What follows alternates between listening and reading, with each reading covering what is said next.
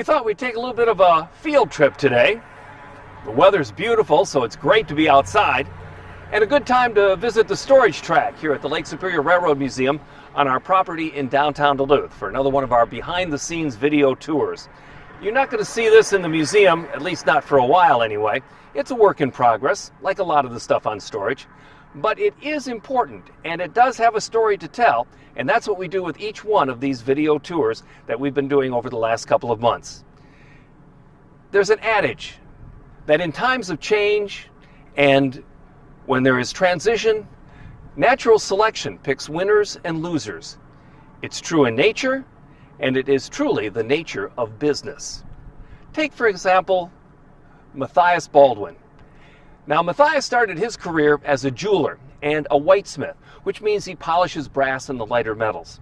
As a jeweler in 1831, he takes on a very unique project: make a model train, a working model steam train, which was all the rage at the time, such as they were in 1830s. And it takes him a year to build, and it's so successful, and he's so good at it, that a real railroad, the Camden and Amboy, asked him to build a full-size working steam locomotive to run suburban transit from downtown Philadelphia out to the burbs of the day. And he undertakes that project, and a year later releases Old Ironsides with 54-inch drivers. It could travel up to 28 miles an hour, and it served the railroad for 20 years.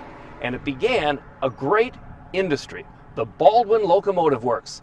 At one time, the largest manufacturer of steam engines in the entire world. Over 70,500 were made by Baldwin. And this one is the end of the line. This is obviously not a steam locomotive, it's a diesel electric, but it is the last of 70,500 engines made by the Baldwin Locomotive Works. And where does it end up? At the Lake Superior Railroad Museum. And that's an interesting story. This is an S12 for switch engine. The 12 is for 1,200 horsepower under the hood. And it's built for a brand new industry in northeastern Minnesota, the LTV mine up at Hoyt Lakes, making a brand new product called taconite that's going to save the steel industry in northeastern Minnesota. And to run their mine railroads and do switching around the plant at Hoyt Lakes in northeastern Minnesota, they go to Baldwin and they buy 4 of these S12 models, paying $115,000 for each one. Now, how does this become the last built Baldwin? Well, by this time, Baldwin is known as Baldwin Lima Hamilton. When you start adding names to your business, the end is not far away.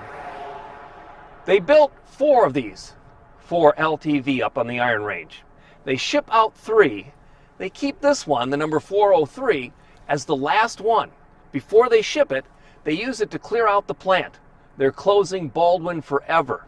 And this is the engine that switches out what is salvageable from the plant before they turn out the lights. When that happens, they then ship the final Baldwin product to northeastern Minnesota, where it serves the mining industry at LTV until 1992 when it's retired. Thanks to the work of Doug Buell, it's donated to the Lake Superior Railroad Museum. You know, it was a foreshadowing of things to come. 1992, the engine is retired. A decade later, in February of 2002, the entire mine up in Hoyt Lakes is shut down. And this is what's left, along with some other relics that we showed you in an earlier episode. We're working on it. It someday will join the others in the museum. There's plenty of projects on a storage line to keep a museum going for decades to come. And that's where you come in. Consider being a member of the Lake Superior Railroad Museum. Go right here, lsrm.org memberships, sign up, and you can help us restore these pieces of railroad history. Don't be history with us. Come back tomorrow.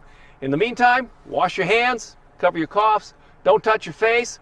Remember to keep that social distance at all times, and always, always take care of each other.